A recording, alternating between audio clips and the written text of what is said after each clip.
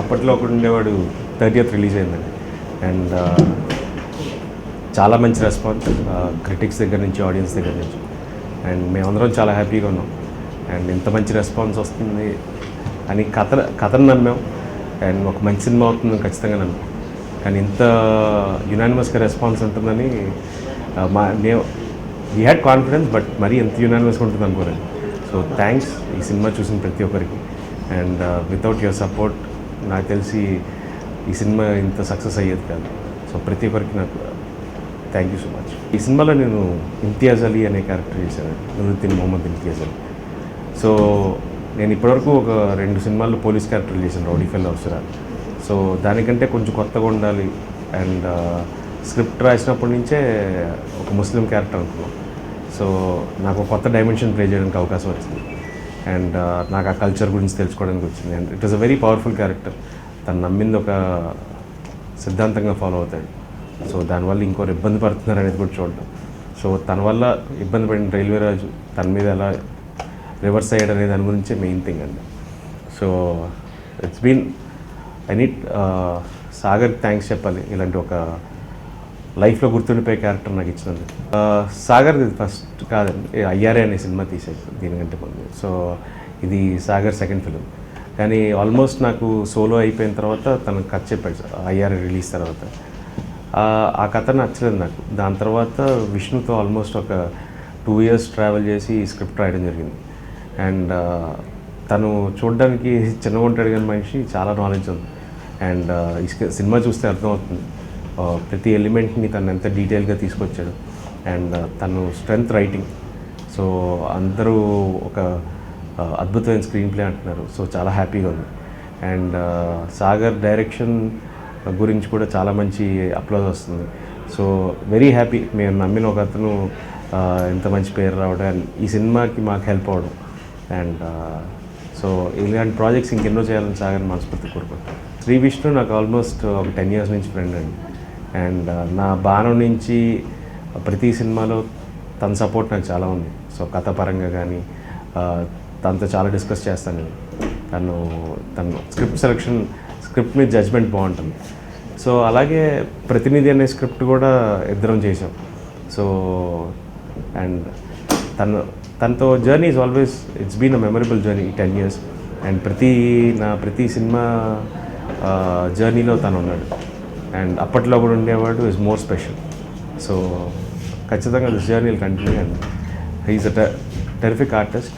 So ఈ సినిమాతో prove చేసుకునే అవకాశం వచ్చింది. And he's proved what is capable of. ఈ సినిమాలో డైలాగ్స్ కూడా సాగర్ రాసేటండి. So Sagar has very good knowledge on Telugu కానీ. సో డైలాగులు అంటే ఐ ఎంజాయ్డ్. ఈ డైలాగులు చెప్పడం నేను బాగా ఎంజాయ్ చేశాను. అండ్ బాగా కనెక్ట్ అయ్యారు అందరు డైలాగ్స్కి. చాలా సింపుల్గా ఉంటాయి, అలాగే హార్డ్ హిట్టింగ్ ఉంటాయి తన డైలాగ్స్. సో ఐ థింక్ ఖచ్చితంగా వెరీ గుడ్ అప్లాజ్ తన డైలాగ్స్కి సినిమాలో. And we are all happy. సాగర్కి ఒక మంచి బ్రేక్ వచ్చింది. ఇట్ వాజ్ నాట్ ఏదో ఆడుతూ పాడుతూ చేసిన సినిమా కాదు. It was more of a journey of 3 years. So 3 సంవత్సరాలు కష్టపడినందుకు ఇలాంటి ఒక మంచి ఫలితం దక్కినందుకు అందరం హ్యాపీగా ఉన్నాం. ఈ సినిమాకి మ్యూజిక్ డైరెక్టర్ పాటలు సాయి కార్తిక్ అందించారండి. And all the songs are situational ఈ సినిమాలో. అండ్ వీ ట్రైడ్ ఒక qawwali kind of a song ఈ సినిమాలో, ఒక ప్రాపర్ ఉర్దూ సాంగ్.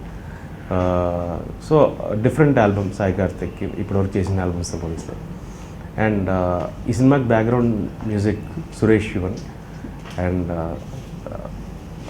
కొత్త అబ్బాయి. And he's done wonderful job. తను ఆల్మోస్ట్ ప్రతి సీన్ని ఎలివేట్ చేసిన విధానం కానీ. And every one is praising. తనని చాలా మెచ్చుకుంటున్నారు అందరూ. So he has lot of talent. He's working for our next production also.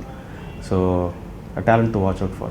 మా ప్రొడక్షన్ టీమ్ దగ్గర నుంచి డైరెక్షన్ డిపార్ట్మెంట్, ఎవ్రీ డిపార్ట్మెంట్ అంటే వితౌట్ ఒక్కరి సపోర్ట్ లేకుండా కూడా ఈ సినిమా నాకు తెలిసి ఇంత రెస్పాన్స్ ఉండేది కాదేమో.